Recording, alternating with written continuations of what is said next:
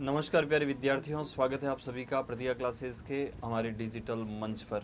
आज की क्लास प्यारे विद्यार्थियों जनसंख्या के आंकड़े हैं 2011 से संबंधित, जो हर एग्ज़ाम में पूछे जाते हैं, चाहे वो राजस्थान का छोटा एग्ज़ाम हो चाहे राजस्थान का बड़ा एग्ज़ाम हो, हर एग्ज़ाम में पूछा जाता है। और यह जो आंकड़े हम बात कर रहे हैं, यह जनगणना हमारी जो 2011 की होती है उस जनगणना के आंकड़े हैं, राजस्थान के संदर्भ के हैं, राजस्थान के संदर्भ में पूछे जाते हैं। ठीक है, और वैसे हमारी जनगणना और भी हो रही है, इन दिनों में हो रही है, तो ये आंकड़े पूछने में अभी थोड़ा वक्त लगेगा, उससे पहले भी हमारे 2-3 एग्जाम हो जाएंगे, तो उसके रिगार्डिंग यह क्लास बहुत अच्छी साबित होने वाली है। तो प्यारे विद्यार्थियों आगाज करते हैं माँ शारदे का आशीर्वाद लेकर हमारी क्लास का।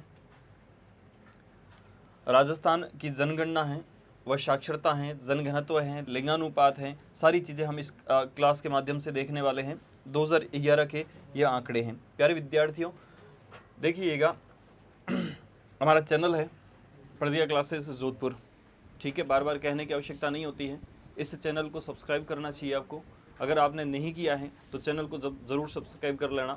आपका एक सब्सक्राइब हमें बहुत सच बता रहा हूँ, बहुत हौसला देता है, हमें कुछ नया करने के लिए प्रेरित करता है। एक एक विद्यार्थी नया कुछ करने के लिए प्रेरित करता है कि आज विद्यार्थी हित के लिए कुछ और अच्छा किया जाए। ठीक है, तो बिल्कुल आप यहाँ से जुड़िएगा हमसे। यहाँ पर हमारा दिया गया है, QR दिया गया है, इसको स्कैन करेंगे तब आप पहुँच जाएंगे हमारा जो टेलीग्राम का चैनल है, उस टेलीग्राम के हमारा जो एप्लीकेशन है, हमारा यूट्यूब का चैनल है, इस यूट्यूब के चैनल पर पहुँच जाओगे आप। बहुत सारा कंटेंट अच्छा अच्छा दिया गया है। ठीक है,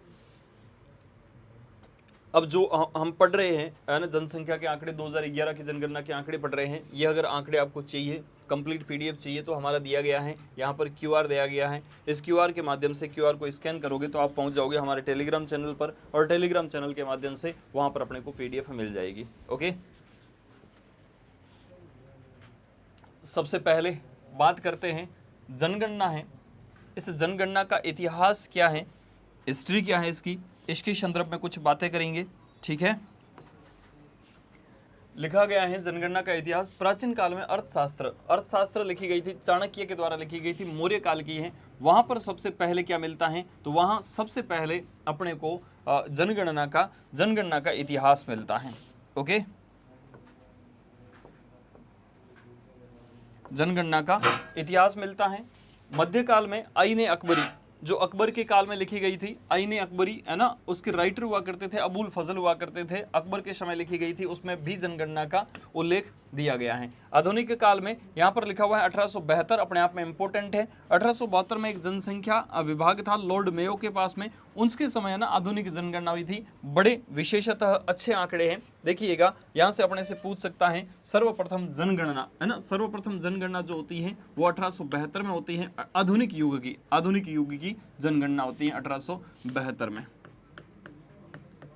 और यह जनगणना करवाता कौन है, तो लॉर्ड मेयो करवाते हैं। ठीक है, यहां पर स्पेशल नोट लगाकर लिखा हुआ है कि 1881 में लॉर्ड रिपन के काल में व्यवस्थित और दशकीय जनगणना की शुरुआत की जाती है। व्यवस्थित और दशकीय जनगणना की शुरुआत की जाती है। वापस सुनिएगा, पहली जो जनगणना होती है वो हमारे 1872 में होती है, लॉर्ड मेयो के काल में होती है। ठीक है, एक अंग्रेज अधिकारी होता है जिसका नाम होता है लॉर्ड मेयो, है ना, उनके काल में होती है सबसे पहली जनगणना होती है। हालांकि बहुत बहुत ज़्यादा पहले भी हो चुकी थी, पर आधुनिकता अगर देखी जाए तो सबसे पहले काउंटिंग हमारी होती है वो अपने 1872 में होती है, लॉर्ड मेयो के काल में होती है। फिर जो अभी वर्तमान में जो सिस्टम चल रहा है ना, 1881 का एक समय है, लॉर्ड रिपन का काल था। लॉर्ड रिपन के काल में यहां पर क्या लिखा हुआ है, व्यवस्थित जनगणना की गई और दशकीय जनगणना की गई। दशकीय का मतलब होता है प्रत्येक 10 साल के अंतराल में अब जनगणना होगी। यहां पर देखिएगा 72 में होती है, 72 के बाद जस्ट 82 में होती है, पर उससे पहले करवा ली गई थी। क्या लिखा हुआ है, दशकीय जनगणना। दशकीय का मतलब होता है प्रत्येक 10 वर्षों के अंतराल में जो जनगणना होती है उसको हम कहते हैं दशकीय जनगणना। बहुत बार प्रश्न पूछा जाता है कि दशकीय जनगणना किसके काल में प्रारंभ होती है, तो प्यारे विद्यार्थियों दशकीय जनगणना होती है लॉर्ड रिपन के काल में। ओके, अगर प्रश्न पूछा जाए जनगणना प्रारंभ किसके काल में होती है, तो प्रारंभ होती है लॉर्ड मेयो के काल में, 1872 में होती है। यहां पर अपन यह भी लिख रहे हैं 1881 में प्रथम बार कैसी जनगणना, दशकीय जनगणना।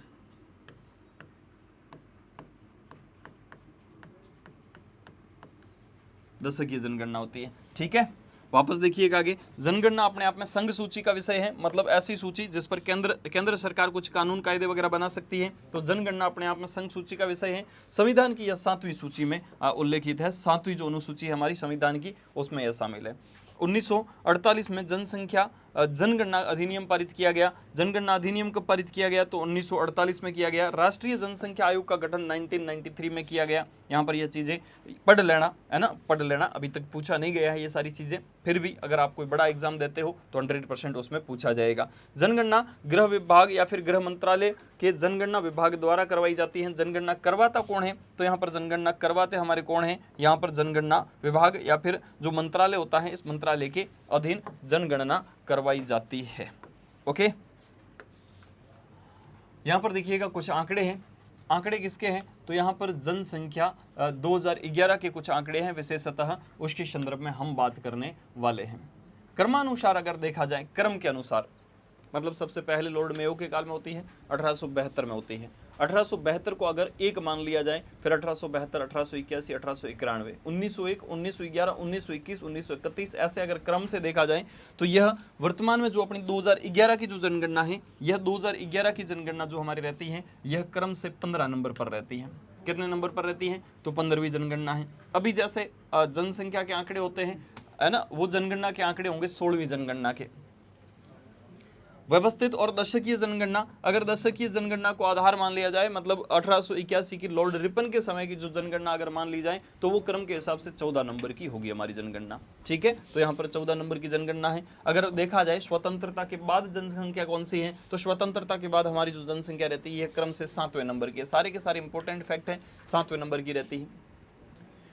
21वीं शताब्दी की यह सेकंड जनगणना है। 21वीं शताब्दी का मतलब होता है 2001 में पहली जनगणना होती है, फिर 2011 में होती है। तो ऐसे दशक की अगर देखा जाए, फिर अपने को लगता है कि सर 2021 में भी तो जनगणना होनी चाहिए, प्रत्येक 10 साल आप अगर दशक की जनगणना की बात करते हैं तो बिल्कुल होनी चाहिए। 2021 में इसलिए नहीं होती है कि इस समय एक बहुत ज्यादा एक प्रभावी मानव त्रासदी चल रही थी, जिसका नाम था कोविड, है ना, कोरोना चल रही थी। तो कोरोना की वजह से 2021 में अपनी जनगणना नहीं होती है, उसके बाद करवाया जाता है जनगणना।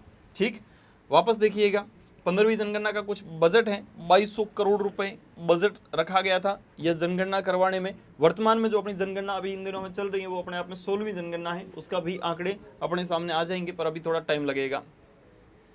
अगर 15वीं जनगणना का बजट 2200 करोड़ रुपए हैं, तो यहाँ पर अपने से दिया गया है कि प्रति व्यक्ति लागत कितनी आती है, तो 18-19 रुपए आती है प्रति व्यक्ति काउंटिंग के लिए। ठीक है, 2011 की जनगणना में शामिल हुए कुल जिले कितने थे, तो 640 थे, और राजस्थान के उस समय 33 जिले थे। और हम जो अभी पढ़ेंगे वो राजस्थान के 33 जिलों के संदर्भ में जनसंख्या के आंकड़े पढ़ने वाले हैं। ठीक है, आगे देखिएगा, हमारा यहाँ पर लिखा गया है जनसंख्या शुभंकर प्रगणक शिक्षिका थी। क्या होता है शुभंकर? तो जनसंख्या जैसे ही कहीं लोगो बनाया गया था, तो उस पर एक शिक्षिका थी जो हाथ में पुस्तक पकड़े हुई थी, है ना। यहाँ पर जनगणना के इसमें दिया गया है कि इसका जो शुभंकर हुआ करते थे वो प्रगणक शिक्षिका थी, प्रगणक शिक्षिका। जनसंख्या का जो आदर्श वाक्य माना गया था, वो आदर्श वाक्य था हमारी जनगणना हमारा भविष्य। बहुत बार प्रश्न पूछा गया है कि 2011 की जनगणना थी, इस 2000 की जनगणना के जो 2000 की जनगणना की के आदर्श वाक्य क्या हुआ करते थे, तो हमारी जनगणना हमारा भविष्य, अपने आप में इसके आदर्श शब्द हुआ करते थे, आदर्श वाक्य हुआ करते थे। 2011 की जनगणना के विशेष बिंदु क्या क्या थे, तो यहाँ पर देखिएगा, राष्ट्रीय जनसंख्या रजिस्टर पहली बार बनाया गया। इससे पहले राष्ट्रीय जनसंख्या का कहीं रजिस्टर नहीं था। ठीक है, प्रथम बार घरों की गणना की गई, इससे पहले घरों की गणना कभी नहीं की गई थी, तो प्रथम बार हुआ था। वापस देखिएगा, 3 नंबर पर लिखा हुआ है किन्नरों को, किन्नरों का मतलब होता है थर्ड जेंडर को, है ना। किन्नरों को जनगणना में पहली बार शामिल किया गया। इससे पहले किन्नरों की जनगणना कभी की नहीं गई, उनको है ना सीधा सीधा पुरुषों में शामिल किया जाता था। तो इस बार जो थर्ड जेंडर है, थर्ड जेंडर की पहली बार इस पे शामिल किया गया, तथा उनकी गिनती पुरुष वर्ग में की गई, पुरुष वर्ग में की गई पहली बार। इससे पहले किन्नरों की काउंटिंग होती नहीं थी, इस बार पहली बार काउंट किया गया है। और काउंट करने के बाद किस वर्ग में रखा गया है, पुरुष वर्ग में रखा गया है। पर जो वर्तमान में हो रही है, इसमें किन्नरों की स्पेशल अलग से काउंटिंग होगी। जातीय जनगणना दूसरी बार 2011 में की गई, प्रथम बार 1931 में की गई। तो ध्यान रखिएगा जाति के आधार पर, है ना, जाति के आधार पर जो काउंटिंग की गई थी, जनगणना की गई थी, वो पहली बार 1931 में की गई थी और दूसरी बार कब की गई, तो कुल मिलाकर 2011 में की गई। प्रश्न पूछा जा सकता है कि जातीय आधारित जो जनगणना की गई वो पहली बार कब की गई, तो 2011 में। अभी जो हो रही है वो दूसरी बार हो रही है 2011 की जातीय के आधार पर। 2011 की जनगणना 2 चरणों में संपन्न हुई थी। एक तो प्रथम चरण है जो 15 मई से लेकर 30 जून तक चलता है, 2010 तक चलता है। ठीक है, यहाँ पर आप देख सकते हो 2010 तक चलता है, मतलब यही समय था, लगभग मई जून अब चल रहा है ना। 2010 आंकड़े कब प्रकाशित होते हैं, तो यह 11 में हो जाते हैं आंकड़े प्रकाशित, तो अभी अपना भी समय लगेगा, लगभग आप मान के चलिएगा 8 से 9 महीने तो लग ही जाएंगे। दूसरा चरण कब संपन्न होता है, तो 9 फरवरी से लेकर 28 फरवरी 2011 तक यह संपन्न होता है। बात करते हैं राजस्थान की कुल जनसंख्या या फिर भारत की कुल जनसंख्या कितनी है, तो यहाँ पर देखिएगा कुल जनसंख्या भारत की 121.0.85 करोड़ लगभग यह भारत की जनसंख्या थी। ठीक है, राजस्थान की कुल जनसंख्या, तो राजस्थान की कुल जनसंख्या 6.85 करोड़ के आसपास राजस्थान की जनसंख्या रहती है, जिसमें पुरुष वर्ग कितने हैं, तो पुरुषों की यहाँ पर अपने को काउंटिंग दी गई है 51.86% पुरुष, और महिलाएं कितनी हैं, 48.14% महिलाएं रहती हैं। यह भारत की कुल जनसंख्या का वृद्धि दर है। भारत की कुल जनसंख्या का वृद्धि दर कितना है ना, 17.70% रहता है। यह रहता है भारत के संदर्भ में। भारत में जनसंख्या का जो वृद्धि रहती है, जनसंख्या का वृद्धि दर रहता है वो 17.70% के आसपास रहता है। यहां पर देखिएगा राजस्थान की कुल जनसंख्या का वृद्धि दर कितना है, तो राजस्थान में देखिएगा जैसे 2011 में जितनी जनसंख्या थी, वृद्धि दर कितनी होती है, तो हमारे यहां पर वृद्धि दर रहती है 21.30 के आसपास। बड़ा इंपॉर्टेंट है, बड़ा महत्वपूर्ण है, ध्यान रखिएगा। मैं अब क्या करूंगा, मैं अब जहां पर है ना जो चीजें इंपॉर्टेंट है उन पर मैं स्टार लगाने की कोशिश करूंगा, जिससे कि आपको आंकड़े याद रखने हैं बढ़िया तरीके से। ठीक है, यहाँ पर आपको यह आंकड़ा बहुत इंपॉर्टेंट है, बढ़िया आप तरीके से इसको याद रखोगे कि जनसंख्या का जो वृद्धि दर है ना, वृद्धि दर 2001 से लेकर 2011 के मध्य जो वृद्धि होती है, यह वृद्धि के आंकड़े कितने हैं, तो यह वृद्धि के आंकड़े भाई साहब हमारे रहते हैं 21.31%। यह आंकड़े रहते हैं। सारी चीजें जो ऐसे बॉक्स में है आपके लिए बड़ी इंपॉर्टेंट है। राजस्थान में सर्वाधिक जनसंख्या वृद्धि कहां पर होती है, तो सर्वाधिक वृद्धि होती है बाड़मेर में, बाड़मेर के बाद जैसलमेर में, जैसलमेर के बाद जोधपुर में, जोधपुर के बाद बांसवाड़ा में। कुछ शब्द हैं, इस शब्द के माध्यम से आप अच्छे से ध्यान रखिएगा। इसको है ना अपन यहाँ पर लिखते हैं बा जे जो बा, बाजे जोबा। क्या है सर बाजे जोबा, ये समझ में नहीं आ रहा है, तो जनसंख्या वृद्धि दर वाले जिले हैं, जनसंख्या वृद्धि दर वाले जिले हैं। और जिले कुछ इस प्रकार दिया गया है, बा का मतलब बाड़मेर, जे का मतलब जैसलमेर, जो का मतलब जोधपुर, और वे वापस बा का मतलब होता है बांसवाड़ा। बाजे जोबा, ये चीजें ध्यान रखना, बाड़मेर, जैसलमेर, जोधपुर और बांसवाड़ा। ठीक है, सबसे ज्यादा कहां पर होती है, तो बाड़मेर की होती है। कितनी होती है बाड़मेर की, तो ध्यान रखिएगा 32.5% के आसपास बाड़मेर की जनसंख्या वृद्धि दर है। कुल वृद्धि दर कितनी है, तो 21.30%, और बाड़मेर की कितनी है, तो 32.5%। ओके, न्यूनतम जनसंख्या वृद्धि कहां पर होती है, तो यहां पर अपने को ध्यान रखना है गंगानगर, झुंझुनू, पाली और बूंदी। सर ऐसे हम कैसे याद रख सकते हैं, तो यहां पर आप ध्यान रखिएगा ऐसे गंजू पाबू, गंजू पाबू, है ना। ये कुछ शॉर्ट ट्रिक के माध्यम से अपन कोशिश कर रहे हैं याद करने की, जैसे क्या यह आंकड़े अपने को याद रह जाए। गंजू पाबू है, यह गंजू पाबू, गंजू पाबू, है ना। गंगानगर, झुंझुनू, पाबू का मतलब पाली और बूंदी, यहाँ पर न्यूनतम आंकड़े रहते हैं। बाजे जोबा मतलब बाड़मेर, जैसलमेर, जोधपुर और बांसवाड़ा में न्यूनतम वृद्धि रहती है। यहाँ पर सर्वाधिक वृद्धि रहती है गंजू पाबू में और बाजे जोबा में। ओके, तो यह आंकड़े बड़े इंपॉर्टेंट है, बड़े इंपॉर्टेंट है। राजस्थान में भारत की कुल जनसंख्या का 5.67% और विश्व की कुल जनसंख्या का 1% हिस्सा है। भाई भारत में अगर 100 लोग रहते हैं तो उस 100 में से 5.67% हमारे भारत में राजस्थान में रहते हैं। विश्व में अगर 100 लोग रहते हैं तो उसका 1% भाग हमारे राजस्थान में रहता है। 2011 की जनगणना के अनुसार, दृष्टि के अनुसार 8वां स्थान रखता है। ध्यान रखिएगा, भारत में 2011 की जनगणना के अनुसार हमारा 8वां स्थान है। फिर भी अपने को लगता है ना सर 7वां है, तो बिल्कुल 7वां भी है ना। लेकिन वर्तमान राजस्थान में भारत में 7वां स्थान है। क्यों 7वां है और क्यों 8वां है? तो आंध्र प्रदेश का विभाजन होता है 2014 में। आंकड़े कब के हैं? 2011 के। ठीक है, तो इसको भी आप ध्यान रखना, बड़ा इंपॉर्टेंट है। शिशु जनसंख्या, शिशु होते हैं 0 से 6 वर्ष के मध्य के, कितने हैं? तो यह कुल जनसंख्या का 15.54% भाग है। दूसरा देखिएगा, कुल जनसंख्या की बात करते हैं अपन। कुल जनसंख्या, जनसंख्या का वृद्धि दर 21.30% है। सर्वाधिक जनसंख्या, अच्छा वृद्धि दर, सर्वाधिक वृद्धि दर, ठीक है। यहां पर देखिएगा बीकानेर फर्स्ट आ रहा है। बीकानेर फर्स्ट क्यों आ रहा है? कुल जनसंख्या, जनसंख्या का वृद्धि दर, ये तो अपन ने अभी पढ़ा है ना, ये रहा बाजे जोबा है ना, बाजे जोबा, और इधर गंजू बाबू पढ़ा है, पर यहाँ पर बीकानेर वाला यह आंकड़े नहीं है। ठीक है, ग्रामीण प्रतिशत देखते हैं भाई, ग्रामीण प्रतिशत व नगरीय प्रतिशत। ग्रामीण में 19% व नगरीय में 29% की जनसंख्या वृद्धि दर है, जनसंख्या की वृद्धि होती है। सर्वाधिक देखा जाए तो सर्वाधिक ग्रामीण क्षेत्रों में वृद्धि जैसलमेर, बाड़मेर और बांसवाड़ा में होती है। नगरों में जनसंख्या वृद्धि कहां पर होती है? तो अलवर, दौसा और ये चारा क्या है? अलवर, दौसा और चूरू है।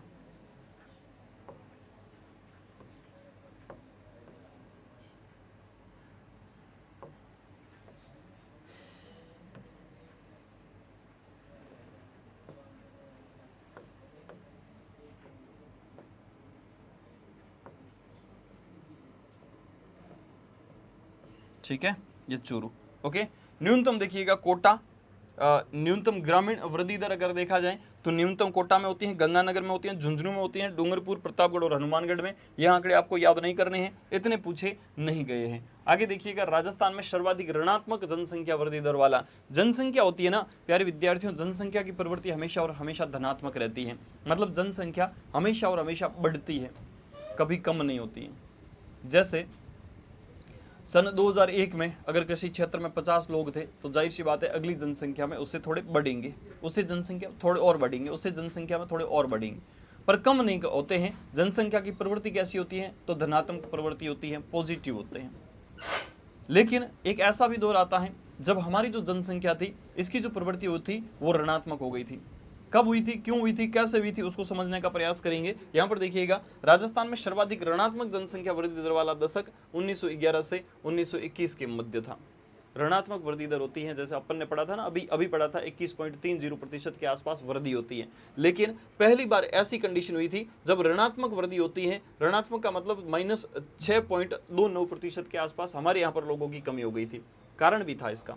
यहाँ पर देखिएगा 2011 से 21 के दशक में जनसंख्या घटने का कारण सबसे पहला दिया गया है प्लेग महामारी। यहाँ पर एक प्लेग बीमारी फैलती है जो चूहों में सबसे ज्यादा फैली थी, तो काफी लोग थे वो प्लेग बीमारी से मारे गए थे। जैसे कोविड है, कोविड में भी अपने आप में जनसंख्या में बहुत ज़्यादा प्रभाव पड़ा है, बहुत ज़्यादा प्रभाव पड़ा है। कोविड में बहुत सारे लोग चले गए हैं। वैसे कोविड का तो अपने इलाज भी लग गया था, ठीक है, अपन ने उसको कंट्रोल भी कर लिया था। पर पहले 1911 और 21 के आसपास ऐसी कुछ सुविधाएं नहीं थी, तो प्लेग बीमारी बहुत ज़्यादा फैली थी और प्लेग के कारण बहुत सारे लोगों की मृत्यु भी हो गई थी। फिर देखते हैं यहाँ पर, यह पहला पॉइंट। दूसरा, प्रथम विश्व युद्ध। प्रथम विश्व युद्ध होता है प्यारे विद्यार्थियों हमारा 14 से लेकर 18 के मध्य होता है। तो काफ़ी उस समय बहुत सारे सैनिक, बच्चे वगैरह थे इस युद्ध में मारे गए थे, ठीक है, इस युद्ध में मारे गए थे। भारत भूमि के काफ़ी क्षेत्र थे। राष्ट्रीय आंदोलनों की इस समय शुरुआत होती है, काफ़ी लोग राष्ट्रीय आंदोलनों में भी काम आ गए थे। आगे देखिएगा, राजस्थान की जनसंख्या वृद्धि दर सर्वाधिक दर्ज कब की गई थी? सर्वाधिक दर्ज की गई थी 32.97% 1971 और 81 के दशक में दर्ज की गई थी। और यह जो 71 और 81 का जो दशक है इसको कहा जा सकता है जनसंख्या का महाविस्फोट कहा जाता है। बहुत भयंकर वृद्धि होती है, बहुत भयंकर वृद्धि होती है। कितनी होती है? तो 32.97 होती है। वर्तमान में वृद्धि दर अगर देखा जाए 2011 की जनगणना की तो 21.30% है। ओके, 1991 और 2001 के मध्य राजस्थान की जनसंख्या में सर्वाधिक वृद्धि दर्ज की गई थी, ठीक है।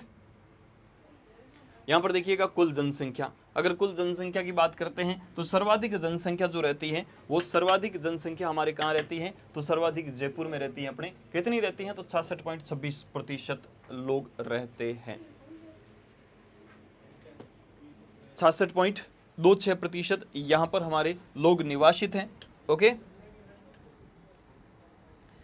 उसके बाद जोधपुर में है, उसके बाद अलवर में है और उसके बाद नागौर में जनसंख्या के आंकड़े रहते हैं। यहाँ पर देखिएगा अपन याद कैसे करेंगे, तो यहाँ अपन जो, जयपुर, जोधपुर, यह अलवर और यह नागौर, जो, अल, ना, तो यह कंप्लीट और कंप्लीट हम याद रखने का प्रयास करेंगे। ठीक है, क्या याद करेंगे, तो सर्वाधिक जनसंख्या कहाँ कहाँ निवास करती है, तो जयपुर, जोधपुर, अलवर और नागौर के क्षेत्रों में सर्वाधिक जनसंख्या निवासित है, सर्वाधिक जनसंख्या रहती है। ओके, फिर बाद में बात करते हैं न्यूनतम कहाँ रहती है, तो जैसलमेर, प्रतापगढ़, सिरोही और बूंदी सबसे कम न्यूनतम जैसलमेर के क्षेत्रों में रहती हैं। और जैसलमेर के क्षेत्रों में हमारे यहाँ पर जो जनसंख्या निवासित है वो प्यारे विद्यार्थियों मात्र और मात्र 10 लाख है। याद भी कैसे करना है, तो यह भी आगे वाला आप पॉइंट लिख सकते हो, जे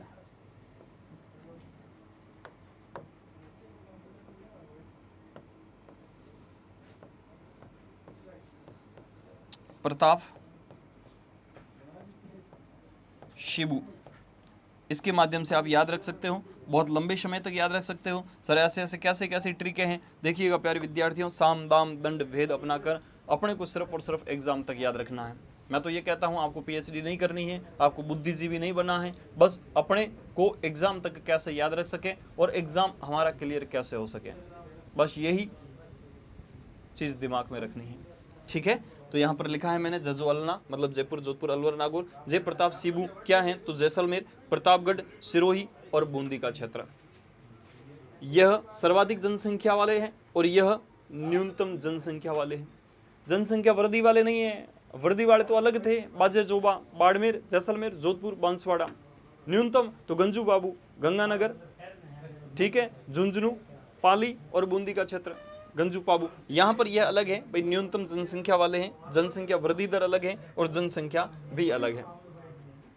आगे देखिएगा, यहाँ पर लिखा हुआ है जनसंख्या घनत्व। जनसंख्या घनत्व का मतलब होता है प्रति 1 वर्ग किलोमीटर में रहने वाले लोगों की संख्या अपने आप में जनसंख्या घनत्व कहलाती है। और प्रति वर्ग किलोमीटर में हमारे राजस्थान का ओवरऑल अगर देखा जाए तो 200 लोग रहते हैं प्रति वर्ग किलोमीटर में। ठीक है, यहाँ पर दिया गया है 200 व्यक्ति प्रति वर्ग किलोमीटर। राजस्थान का जनसंख्या घनत्व कितना है, तो 200 है। वेरी वेरी इंपॉर्टेंट प्रश्न पूछा जाएगा। ठीक है, किसी भी एग्जाम में पूछे, चाहे आप किसी की रिगार्डिंग तैयारी कर रहे हो, तो यह बड़ा आपका इंपॉर्टेंट रहने वाला है जनसंख्या घनत्व। ठीक है, वापस देखिएगा, सर्वाधिक जनसंख्या घनत्व कहां पर है, तो जयपुर का है 595। जयपुर का कितना है,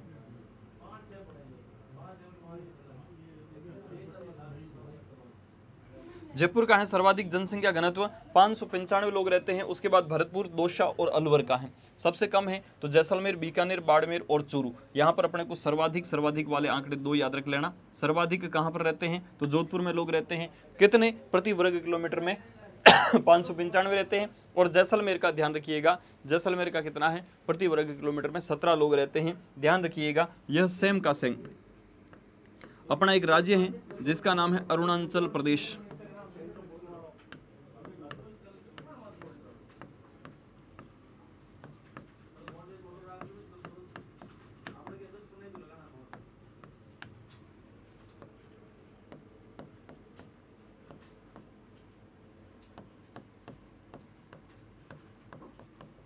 जनसंख्या घनत्व भी 17 है। यहाँ पर जैसलमेर का 17 है। वैसे वैसे अरुणाचल प्रदेश का भी जनसंख्या घनत्व कितना है, तो अरुणाचल प्रदेश का भी जन घनत्व 17 है।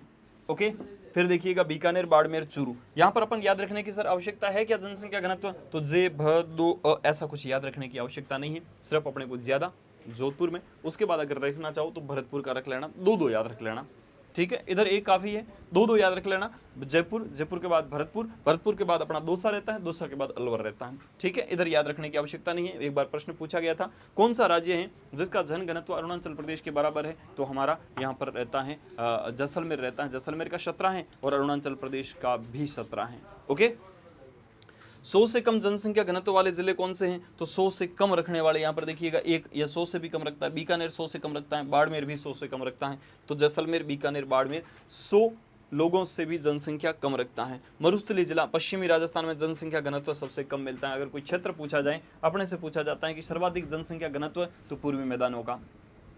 ठीक है, अगर न्यूनतम जनसंख्या घनत्व पूछा जाए तो जाहिर सी बात है जहां पर अभाव होगा, जहां पर जलवायु की परिस्थितियां थोड़ी विषम रहती है, वहां पर जनसंख्या घनत्व थोड़ा कम रहता है। तो इसी के संदर्भ में यह बताया गया है। ठीक है, बढ़िया बढ़िया आंकड़े हैं सारे के सारे। आगे देखिएगा, लिंगानुपात। लिंगानुपात क्या होता है, प्रति प्रति 1000 पुरुषों पर महिलाओं की संख्या, जैसे 1000 पुरुष हैं किसी भी क्षेत्र के, उस 1000 पुरुषों में महिलाएं कितनी हैं, महिलाएं कितनी हैं, ये आंकड़े क्या कहलाते हैं, लिंगानुपात कहलाते हैं, लिंग में अनुपात कहलाते हैं। और हमारे जो राजस्थान का लिंगानुपात है वो अपना कितना है, 928 है, मतलब 1000 पुरुषों पर राजस्थान का ओवरऑल अगर महिलाओं की संख्या देखी जाए 1000 पुरुषों पर, वो हमारे रहती है 928। ठीक है, यह भी आंकड़े बड़े इंपॉर्टेंट है, तो यहां पर भी मैं इसको बंद कर लेता हूं एक डिब्बे में। ये लो साहब, लिंगानुपात हमारा कितना है, तो लिंगानुपात 928 है, राजस्थान का लिंगानुपात है। ओके, फिर बात करते हैं सर्वाधिक लिंगानुपात कहां पर है और न्यूनतम लिंगानुपात कहां पर है। ठीक है, सर्वाधिक लिंगानुपात देखिएगा डूंगरपुर 994 है, 994 का मतलब होता है 1000 पुरुषों पर जो महिलाओं की संख्या है, 1000 पुरुष है, 994 क्या है, महिलाएं हैं। ठीक है, उसके बाद राजसमंद है, उसके बाद पाली है, पाली के बाद में प्रतापगढ़ है, प्रतापगढ़ का 983 रहता है। ओके, फिर देखिएगा सबसे कम कहां पर है, धौलपुर में। धौलपुर के आंकड़े बड़े वाकई में सोचनीय हैं, सोचने जैसे हैं। क्यों है सर, तो धौलपुर का देखिएगा जनसंख्या जो लिंगानुपात रहता है वो 886 है, 886 है मात्र और मात्र, बहुत कम है, बहुत कम है। 150 लोग, 150 आदमी बहुत ज्यादा है ना। तो ये सारे के सारे रुझान कहाँ करेंगे, आगरा की तरफ करेंगे। और कहाँ करेंगे सर, तो और बिल्कुल हुगली वगैरह, ये इंटरनेशनल शादियाँ करेंगे, है ना, इंटर स्टेट शादियाँ करेंगे। चलो यहाँ पर भी अपन एक शॉर्ट ट्रिक के माध्यम से समझने का प्रयास करते हैं।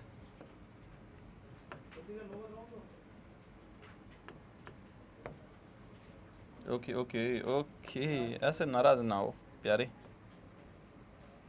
ठीक है, यहाँ पर देखिएगा, यहाँ पर अपन एक शॉर्ट ट्रिक लिखेंगे ऐसे, डू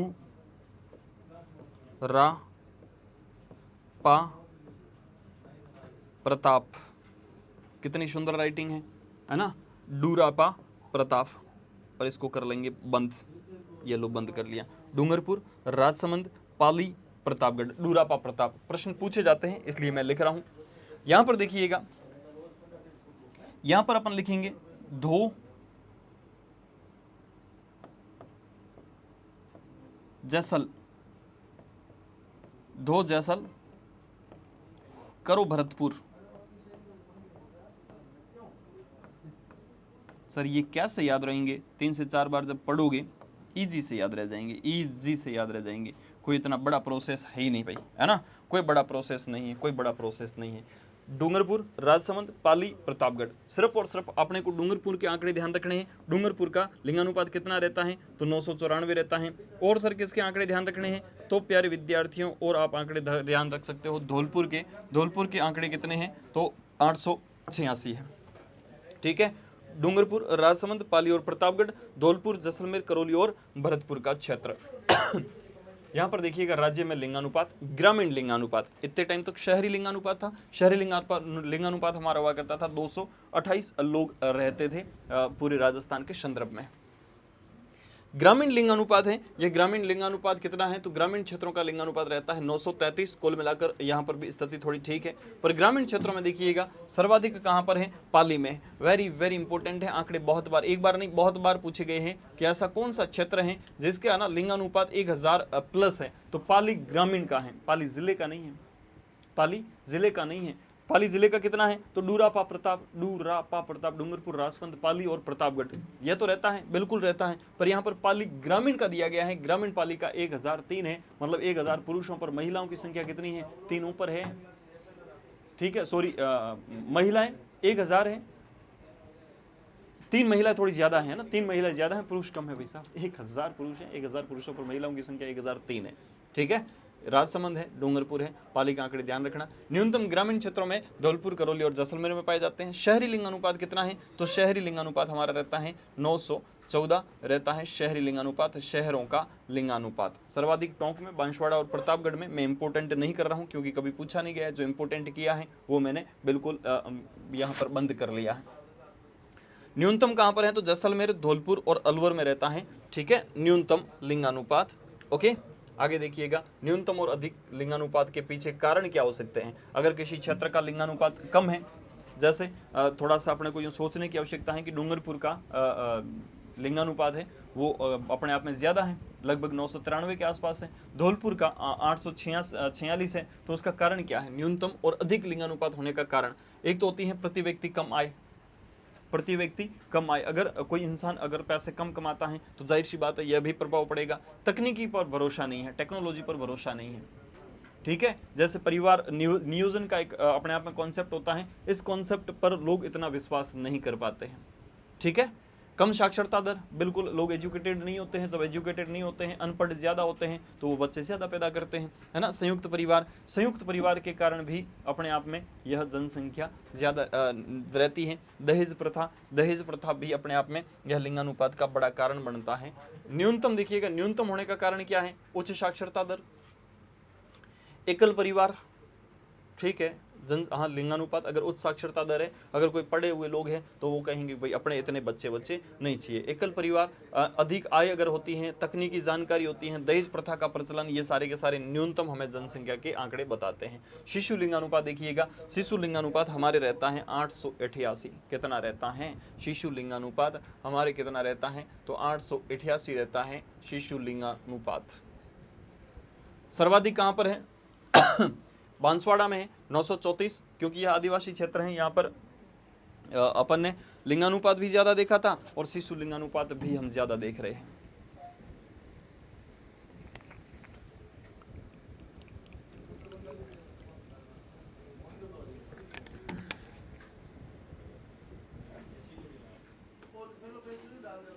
ठीक है, बांसवाड़ा है, प्रतापगढ़ है, भीलवाड़ा है, उदयपुर है, इन क्षेत्रों का लिंगानुपात, शिशु लिंगानुपात सर्वाधिक है। न्यूनतम कहां पर है? तो झुंझुनू, सीकर, करौली और श्रीगंगानगर। सर इसको भी याद रखने की आवश्यकता है। इसके सिर्फ और सिर्फ आगे वाले जो है बड़े बड़े क्षेत्र वो आप ध्यान रख लेना। बांसवाड़ा का सर्वाधिक है शिशु लिंगानुपात, कितना है? 934। न्यूनतम किसका है? तो झुंझुनू का है शिशु लिंगानुपात। शिशुओं में पाया जाने वाला लिंगानुपात 837 के आसपास शिशुओं का लिंगानुपात रहता है, ठीक है। यहाँ पर देखिएगा राज्य में शिशु लिंगानुपात वापस आ गया है। शिशु लिंगानुपात ग्रामीण का अलग कर दिया गया है और शहरी का अलग कर दिया गया है। ग्रामीण जो लिंगानुपात है वो अपना यहाँ पर रहता है 892 के आसपास और शहरी लिंगानुपात रहता है वो 874 के आसपास रहता है, ठीक है। क्या सर यह भी आंकड़े याद करने जरूरी है? ना भाई साहब, वो लिंगानुपात के आंकड़े याद कर लेना, पर शिशु लिंगानुपात के इतने इंपॉर्टेंट नहीं है। यहाँ पर यह चीजें आप जरूर याद कर लेना कि भाई ग्रामीण क्षेत्रों का लिंगानुपात कितना है ना, शिशु लिंगानुपात, और शहरी लोगों का शिशु लिंगानुपात कितना है, ठीक है।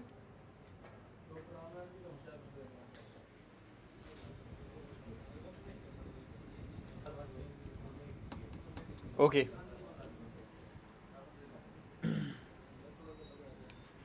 राजस्थान के सभी जिलों में लिंगानुपात 1000 से कम है। एक भी ऐसा जिला नहीं है जिसका लिंगानुपात सर्वाधिक है। मैं और भी बता देता हूँ, पाली था ना, पाली जिले का अपन ने पढ़ा था 1003 है, पर पाली ग्रामीण क्षेत्रों का है, न कि पाली जिले का है, शहर का नहीं है, पाली जिले का नहीं है, ओवरऑल पाली के ग्रामीण क्षेत्रों का है। राजस्थान का जो औसत लिंगानुपात है, यह औसत लिंगानुपात कितना है? तो राजस्थान का औसत लिंगानुपात 928 है। कितना है? 928 है। भारत के औसत लिंगानुपात 943 से कम है। भारत का औसत लिंगानुपात 943 है, ठीक है। राजस्थान में सामान्य लिंगानुपात में औसत लिंगानुपात से कम जिले वाले कौन से हैं? तो 15 जिले हैं। राजस्थान में शिशु लिंगानुपात में औसत शिशु लिंगानुपात से कम जिले कौन से हैं? तो 12 ऐसे जिले हैं जो अपने को याद नहीं रखने हैं, सिर्फ लिंगानुपात ध्यान रखना है। यहाँ पर देखिएगा, सबसे आज की क्लास का मुझे ऐसा लग रहा है इंपॉर्टेंट भी कह सकते हैं, और भी इंपॉर्टेंट थे, यह और भी ज़्यादा इंपॉर्टेंट रहता है, साक्षरता। अब साक्षरता बात करते हैं, साक्षर होता कौन है? साक्षर कौन हो सकता है? अपने हिसाब से जो पढ़ा लिखा है वो साक्षर है। जैसे अपने दादाजी है, कभी स्कूल गए नहीं है, फिर भी मुझे ऐसा लग रहा है मैथमेटिक्स में, कोई पैसों का हिसाब करने में, या फिर ब्याज के पैसे होते हैं, ब्याज के पैसों को चुकाने के मामले में, या फिर ब्याज जोड़ने के मामले में उनकी जो कैलकुलेशन होती है ना, वो शायद पढ़े लिखे से और कहीं ज़्यादा होती है। क्या अपने दादा पढ़े हैं क्या? कभी नहीं पढ़े हैं, फिर उनकी कैलकुलेशन बहुत तगड़ी होती है, अपने से होशियार होते हैं। क्या वो वाकई में साक्षर है क्या? देखिएगा, साक्षर का मतलब होता है ऐसा कोई इंसान जिसकी उम्र 6 से 7 साल से ज़्यादा हो, ठीक है। एवरेज अपन 6 साल मान लिया जाए, 6 साल से औसत एक उम्र होती है वो 6 साल से ज़्यादा होनी चाहिए। इसके अलावा वो जो इंसान है या फिर बालक है, वो कम से कम एक भाषा बोलना जानता है? एक भाषा कौन सी सर? राजस्थानी बोल सकता है? राजस्थानी नहीं, संवैधानिक प्राप्त मान्यता भाषा होनी चाहिए। एक भाषा बोल सकता है और कम से कम एक लिपि का ज्ञान होना चाहिए, एक लिपि उसको लिखनी होनी चाहिए। ऐसे इंसान सारे के सारे साक्षर हैं। क्या लिखा हुआ है यहाँ पर? 6 वर्ष से अधिक वायु का व्यक्ति जैसे अक्षर ज्ञान हो और उसे साक्षर कहा जाता है। और राजस्थान में जो हमारी साक्षरता दर है, राजस्थान की जो साक्षरता दर है वो 66.1% है। Very very important. इसके पीछे ढाल है, बहुत इंपॉर्टेंट है, बहुत इंपॉर्टेंट है। राजस्थान की साक्षरता दर कितनी है? तो 66.1% है।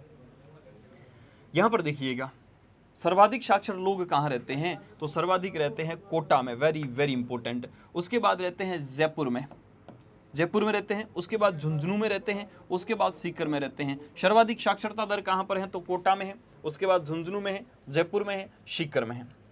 न्यूनतम जनसंख्या, न्यूनतम साक्षरता कहाँ रहती है? तो न्यूनतम सबसे प्रथम जालोर में, उसके बाद अपना सिरोही में, सिरोही के बाद प्रतापगढ़ में, और प्रतापगढ़ के बाद बांसवाड़ा में न्यूनतम साक्षरता दर रहती है। अपने को याद रखने है कोटा, जयपुर, अपने को याद रखना है जालोर और सिरोही। यहाँ पर न्यूनतम साक्षरता दर रहती है, यहाँ पर सर्वाधिक साक्षरता दर रहती है। कोटा में सर्वाधिक साक्षर, कोटा के बाद जयपुर में। न्यूनतम कहाँ रहती है? तो जालोर, जालोर के पास में एक सिरोही क्षेत्र है, यहाँ पर लोग कम साक्षर हैं, कम पढ़े लिखे लोग हैं। ठीक है, अनपढ़ नहीं कह सकते। अनपढ़ का मतलब होता है जो ये क्वालिटी नहीं पार कर पाता है, तो वो अनपढ़ रहते हैं, जिनको बिल्कुल का ना तो कोई लिपि का ज्ञान है, ना तो कुछ पढ़ना लिखना बोलना कुछ नहीं आता है। वापस देखिएगा, जैसे 66.1% है, इस 66.1% को वापस अलग किया गया है। अलग सर किसमें किया गया है? तो एक बार बताया गया है पुरुष साक्षरता कितनी है, और एक बार बताया गया है महिला साक्षरता दर कितनी है। पुरुष कितने पढ़े हुए हैं राजस्थान में? तो प्यारे विद्यार्थियों, पुरुष पढ़े हुए 79.2% के आसपास पुरुष पढ़े हुए हैं। पुरुष भी सबसे ज्यादा कहाँ पर पढ़े हुए हैं? तो वहां पर कोटा था, यहाँ पर अपने झुंझुनू में सर्वाधिक पुरुष पढ़े हुए हैं। झुंझुनू के बाद कोटा में पढ़े हुए हैं ज्यादा लोग, कोटा के बाद जयपुर में पढ़े हुए हैं, जयपुर के बाद सीकर में सर्वाधिक लोग पढ़े हुए हैं। ओके, न्यूनतम देखिएगा, न्यूनतम जनसंख्या साक्षरता कहाँ रहती है? तो न्यूनतम प्रतापगढ़ में है पुरुष साक्षरता। अगर ओवरऑल पूछे जाए तो ओवरऑल तो जालोर, जालोर के बाद सिरोही का क्षेत्र था। यहाँ पर पुरुष की बात कर रहे हैं स्पेशल, तो पुरुष सबसे कम कहाँ पर पड़े हुए हैं? प्रतापगढ़ में।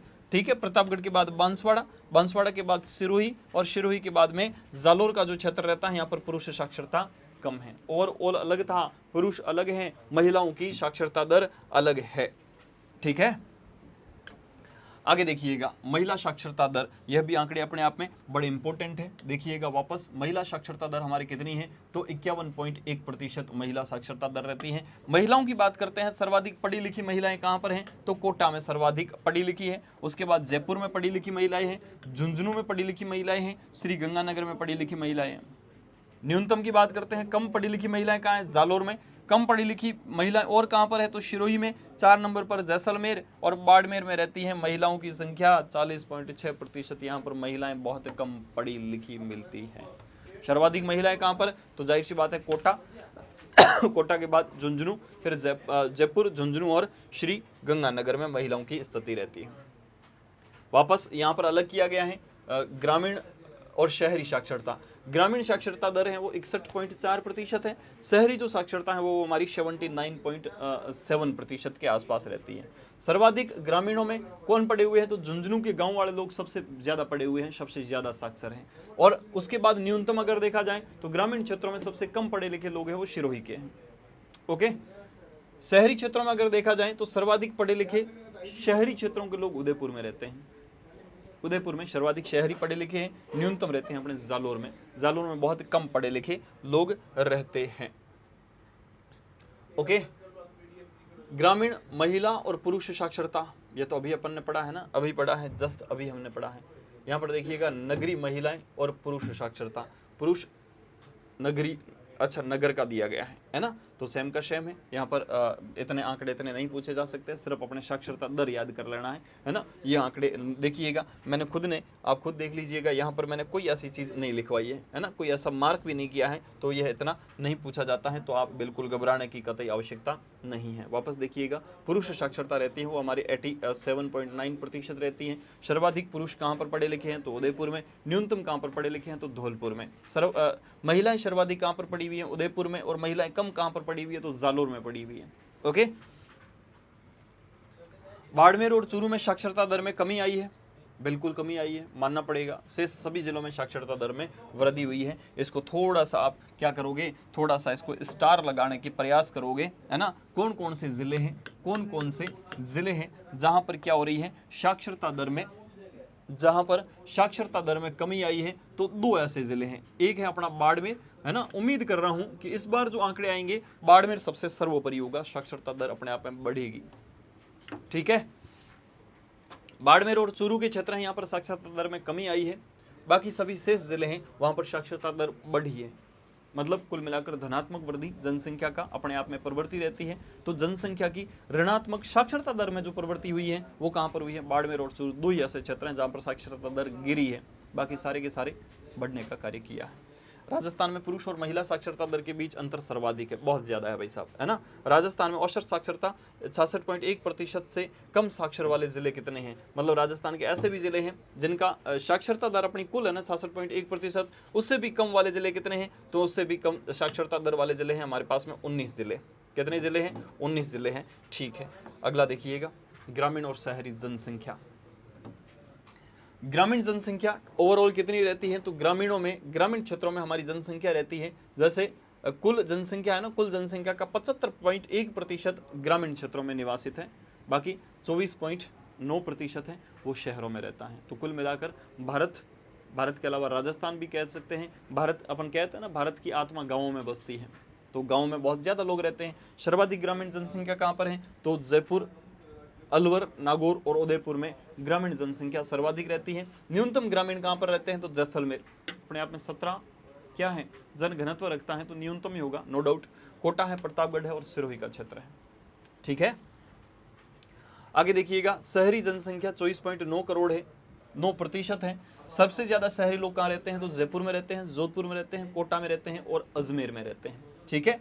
न्यूनतम की बात करते हैं तो प्रतापगढ़, जयपुर है, जैसलमेर है और बांसवाड़ा का क्षेत्र है, यहाँ पर न्यूनतम जनसंख्या निवासित है। वापस देखिएगा, ग्रामीण और शहरी सर्वाधिक ग्रामीण लोग कहाँ पर रहते हैं, तो डूंगरपुर में रहते हैं। न्यूनतम ग्रामीण कहाँ पर रहते हैं, तो कोटा में रहते हैं। सर्वाधिक शहरी कहाँ पर रहते हैं, कोटा में रहते हैं प्रतिशत में, और न्यूनतम प्रतिशत कहाँ पर रहते हैं। सर यहाँ पर आंकड़े अलग है क्या, बिल्कुल, ये जनसंख्या के आंकड़े हैं, मतलब कैलकुलेशन काउंटिंग के आधार पर है। यहाँ पर यह काउंटिंग के आधार पर है, यहाँ पर प्रतिशत के हिसाब से है, यहाँ पर प्रतिशत के हिसाब से है, तो प्रतिशत कोटा का सर्वाधिक है और न्यूनतम किसका है, डूंगरपुर का रहता है।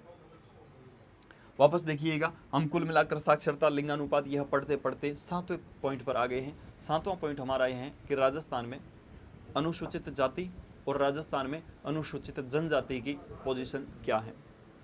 शेड्यूल कास्ट के बारे में और शेड्यूल ट्राइब्स के बारे में बातें करेंगे। यहाँ पर देखिएगा, अनुसूचित जाति का मतलब होता है SC, है ना, शेड्यूल कास्ट, और इधर ST शेड्यूल ट्राइब्स के बारे में बात करेंगे। यहां पर प्रतिशत अलग है, जनसंख्या अलग है, सर्वाधिक जनसंख्या और सर्वाधिक प्रतिशत के कुछ आंकड़े हैं। प्रतिशत में अगर देखा जाए तो अनुसूचित जाति का मतलब होता है SC वाले लोग कुल जनसंख्या का 17.8% है। कुल जनसंख्या अपने आप में जैसे 100% है, तो उसमें से 100 में से 17.8%, 8% अनुसूचित जाति वाले लोग हैं। ट्राइब्स अगर देखी जाए, जनजातियां देखी जाए, तो कुल जनसंख्या का यह 13.5% है, ठीक है। बड़ा इंपॉर्टेंट आंकड़ा है, मैं सिर्फ और सिर्फ यहाँ पर अंडरलाइन किसको करूंगा, इसको पैक कर रहा हूँ। यह प्रतिशत आप बढ़िया तरीके से देख लेना, प्रश्न पूछा जाएगा। अब कुल जनसंख्या बात करते हैं, लोग कितने रहते हैं, है ना। अनुसूचित जाति के लोग कितने हैं और जनजाति के लोग कितने हैं। अनुसूचित जाति की जनसंख्या 122.21 करोड़ 21 लाख, और यहाँ पर जनजाति की बात करते हैं तो 92.38 लाख लोग रहते हैं। सर्वाधिक जनसंख्या कहाँ पर रहती है, तो सर्वाधिक जो अनुसूचित लोग रहते हैं, है ना, अनुसूचित जाति वाले लोग रहते हैं, वो जाति वाले लोग सर्वाधिक रहते हैं कहाँ पर, जयपुर में। और अनुसूचित जनजाति कहाँ रहती है, तो उदयपुर में रहती है। ओके, सर्वाधिक प्रतिशत की अगर बात करते हैं प्यारे विद्यार्थियों, तो प्रतिशत के हिसाब से सर्वाधिक अनुसूचित जाति वाले जो लोग रहते हैं वो सर्वाधिक जाति वाले लोग रहते हैं। श्री गंगानगर और हनुमानगढ़ में जनजातियां कहाँ निवास करती हैं, तो बिल्कुल उदयपुर संभाग मतलब बांसवाड़ा और डूंगरपुर में जनजातियां निवासित है। तो यह 3 आंकड़े बड़े इंपॉर्टेंट है, याद कर लेना, ठीक है।